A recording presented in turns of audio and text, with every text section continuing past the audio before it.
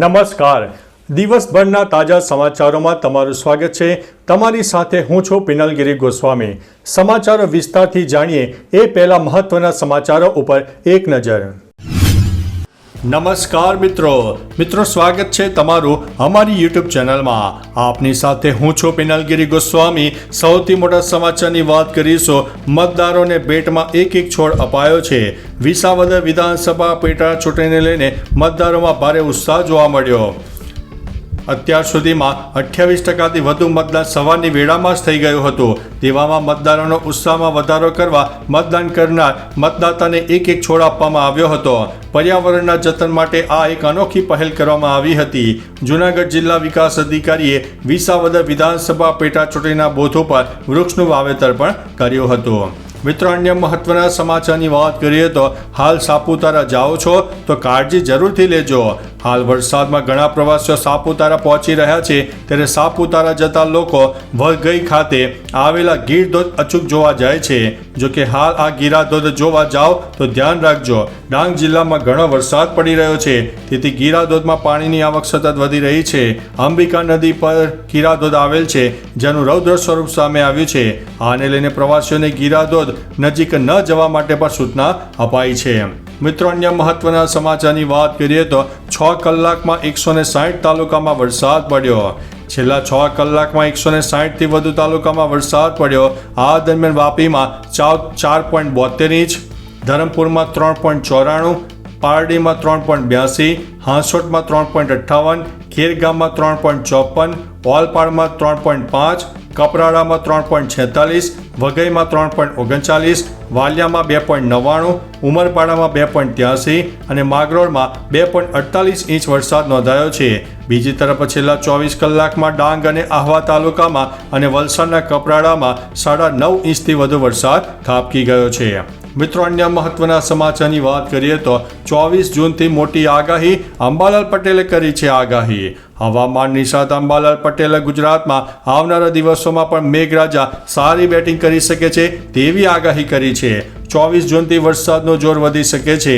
23થી 26 જૂન બંગાળના ઉપસાગરમાં low pressure બનશે, તેથી ઉત્તર ગુજરાતના ભાગોમાં ભારેથી અતિભારે વરસાદ પડી શકે છે. 26થી 30 જૂન સુધી ભારે વરસાદ આવી શકે છે. આ સમયમાં દક્ષિણ ગુજરાતની નદીઓમાં પૂર આવી શકે છે. મિત્રો, અન્ય મહત્વના સમાચારની વાત કરીએ તો ટેક ઓફ થયાની 10 મિનિટમાં પ્લેન પરત ફર્યું હતું. હૈદરાબાદની તિરુપતિ જઈ રહેલી ફ્લાઇટનું ઇમરજન્સી લેન્ડિંગ થયું. સ્પાઇસ જેટની આ ફ્લાઇટ ટેક ઓફ થયાની 10 મિનિટમાં જ ફ્લાઇટ પરત ફરી હતી. ફ્લાઇટ હૈદરાબાદથી તિરુપતિ જઈ રહી હતી. તે સમયે ફ્લાઇટમાં કોઈ ટેકનિકલ ખામી આવવાને કારણે ફ્લાઇટ હૈદરાબાદ પરત ફરવાનો નિર્ણય લેવાયો હતો. ખાસ કે અમદાવાદની દુર્ઘટના બાદ આ સતત થઈ રહ્યું છે. મિત્રો, અન્ય મહત્વના સમાચારની વાત કરીએ તો અમદાવાદ શહેરમાં વરસાદી પાણી ભરાઈ ગયા છે. ચોમાસાની શરૂઆતથી જ અમદાવાદવાસીઓને ભારે હાલાકીનો ભોગવવાનો વારો આવ્યો છે.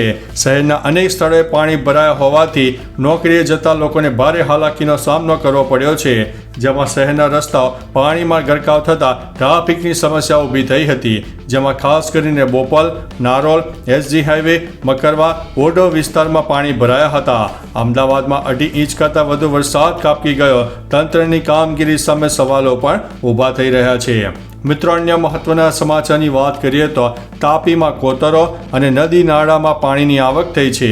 હવામાન વિભાગની આગાહી અનુસાર રાજ્યમાં વરસાદી માહોલ જોવા મળી રહ્યો છે. તાપી જિલ્લાના ઉપરવાસમાં પડેલા વરસાદના વચ્ચે કોતરો અને નદી નાળામાં પાણીની આવક થઈ છે.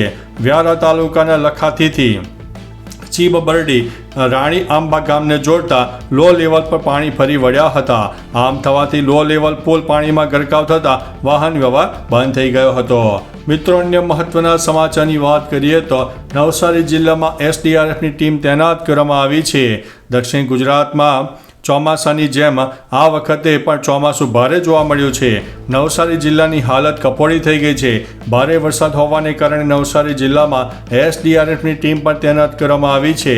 ત્યાંની 3 નદીઓમાં પૂરની સ્થિતિ આવે એ પહેલાં આ ટીમો તૈનાત કરાઈ છે. ત્યારે બીજી તરફ વલસાડના ધરમપુરની તાન નદીમાં પૂરની સ્થિતિનું નિર્માણ થયું છે. બામતી અને કરંજેવેરી ગામને જોડતા બ્રિજ ઉપર પાણીમાં ગરકાવ થઈ ગયો હતો. નવસારી, ડાંગ અને વલસાડમાં હજુ પણ વરસાદનું એલર્ટ આપવામાં આવ્યું છે. મિત્રો, અન્ય મહત્વના સમાચારની વાત કરીએ તો હવે આ 3 જિલ્લાનો વારો છે. ગુજરાતમાં આવનારા 5 દિવસ ભારે વરસાદની આગાહી છે, ત્યારે ભરૂચ, સુરત, તાપી, મહીસાગર, દાહોદમાં વરસાદનું ઓરેન્જ એલર્ટ આપવામાં આવ્યું છે. ગીર સોમનાથ, અમરેલી, ભાવનગર, અમદાવાદ, ગાંધીનગર, ખેડા, આણંદ, વડોદરા, છોટાઉદેપુર અને નર્મદામાં યલો એલર્ટ આપવામાં આવ્યું છે. તો બીજી તરફ વલસાડ, નવસારી અને ડાંગમાં વરસાદનું રેડ એલર્ટ આપવામાં આવ્યું હતું. મેઘરાજા આ જિલ્લાઓમાં ધમાકેદાર બેટિંગ કરી શકે છે. મિત્રો, અન્ય મહત્વના સમાચારની વાત કરીએ તો 200થી વધુ બાંગ્લાદેશીઓને તગેડી મુકાશે. દેશભરમાં ગેરકાયદેસર રહેતા બાંગ્લાદેશીઓ સામે તંત્રએ લાલ આંખ કરી છે. હવે રથયાત્રા પહેલા ગુજરાત પોલીસને મોટી સફળતા મળી છે, જેમાં રાજ્યમાંથી 200થી વધુ ગેરકાયદેસર બાંગ્લાદેશીઓ ઝડપી પાડ્યા છે. છેલ્લા એક અઠવાડિયામાં ગેરકાયદેસર બાંગ્લાદેશીઓની અટકાયત કરવામાં આવી છે. કાયદાકીય કાર્યવાહી બાદ તમામને ડિપોર્ટ કરવામાં આવશે. મિત્રો, અન્ય મહત્વના સમાચારની વાત કરીએ તો ઓરસંગના ધસમસતા પાણીમાં તણાઈ હતી ટ્રક. છોટાઉદેપુરના તેજગઢ વિસ્તારમાં આવેલી ઓરસંગ નદી 2 કાંઠે વહી રહી છે. આ દરમિયાન નદીમાંથી પસાર થયેલી રેતી ભરેલી ટ્રક અચાનક વધેલા પાણીમાં ફસાઈ ગઈ અને થોડી જ વારમાં પાણીમાં તણાઈ ગઈ હતી. હાલમાં બચાવ અને તપાસ કાર્ય ચાલી રહી છે. વિડીયો દ્રશ્યમાં ટ્રક ધીમે ધીમે પાણીમાં તણાતી દેખાઈ રહી છે, જે જોઈને લોકોમાં ચિંતાનો માહોલ પણ જોવા મળ્યો છે. મિત્રો, અન્ય મહત્વના સમાચારની વાત કરીએ તો મતદાન મથકે 2 જૂથ આમને સામને. કડી પેટા ચૂંટણી ને સવારથી જ મતદાન પ્રક્રિયા ગઈકાલે ચાલુ થઈ ગઈ હતી, ત્યારે કડી શહેરની શાંતાબેન માણેકલાલ પટેલ પ્રાથમિક શાળામાં 2 બૂથ નંબર 134 અને 154 પર 2 જૂથો આમને સામને આવી ગયા હતા. બંને જૂથ વચ્ચે મામલો ગરમાયો હતો. નજીવી બાબતની રજૂઆતના પગલે મામલો બિચક્યો હતો. આથી ઘટના સ્થળે પોલીસ કાફલો દોડી આવ્યો અને બંને જૂથોને સમજાવીને હાલમાં મામલો થાળે પાડી દીધો હતો. મિત્રો, અન્ય મહત્વના સમાચારની વાત કરીએ તો ઈરાને ઇઝરાયેલી સ્ટોક એક્સચેન્જ અને હોસ્પિટલને ઉડાવી દીધી. ઈરાન હવે ઇઝરાયલ પર મોટા વળતા હુમલા કરી રહ્યું છે. ઈરાન ઇઝરાયલ પર મોટો મિસાઇલ હુમલો કરી રહ્યું છે. તેલ અવેવ અને બીર શેબાઝ સહિતના 4 શહેરોમાં ઈરાનના નિશાના ઉપર છે. ઈરાનની મિસાઇલ દક્ષિણ ઇઝરાયલના બીર શેબાઝ શહેરમાં એક હોસ્પિટલ ઉપર પડી હતી. એવા સમાચાર છે કે ઈરાને ઇઝરાયલના સ્ટોક એક્સચેન્જને પણ નિશાન બનાવીને તેને નુકસાન પહોંચાડ્યું છે. મિત્રો, અન્ય મહત્વના સમાચારની વાત કરીએ તો Vadodara Surat highway 5 kilometre traffic જામમાં જોવા મળ્યો. ચોમાસાની શરૂઆત થતાં જ મેઘરાજાએ દક્ષિણ ગુજરાતને ગમરોડ્યું. દક્ષિણ ગુજરાતમાં પાણી જ પાણી થઈ ગયું. નદીઓમાં પૂર આવ્યા છે, રસ્તાઓ બંધ થઈ ગયા છે. ત્યારે હવે વડોદરાથી સુરત જતા નેશનલ હાઈવે પર વાહનોની 5 કિલોમીટર લાંબી કતારો જોવા મળી. ટ્રાફિકના કારણે વાહન ચાલકો અટવાયા હતા. નેશનલ હાઈવે 48 પર કલાકો સુધી વાહન ચાલકો અટવાઈ ગયા હતા. મિત્રો, અન્ય મહત્વના સમાચારની વાત કરીએ તો અંબિકા, પૂર્ણા, ખાપરી અને ગીરા બેવ કાંઠે બંને કાંઠે વહેતી થઈ છે. હવામાન વિભાગની આગાહી અનુસાર દક્ષિણ ગુજરાતમાં વરસાદી માહોલ જામી ગયો છે. ઉપરવાસમાં સુરત, ડાંગ અને તાપી જિલ્લામાં વરસાદને કારણે નદીઓમાં નવા નીર આવ્યા છે. આ ઉપરાંત ડાંગ જિલ્લામાં ધોધમાર વરસાદના કારણે જિલ્લાની મુખ્ય નદીઓ અંબિકા, પૂર્ણા, ખાપરી અને ગીરા બેવ કાંઠે વહેતી થઈ ગઈ છે.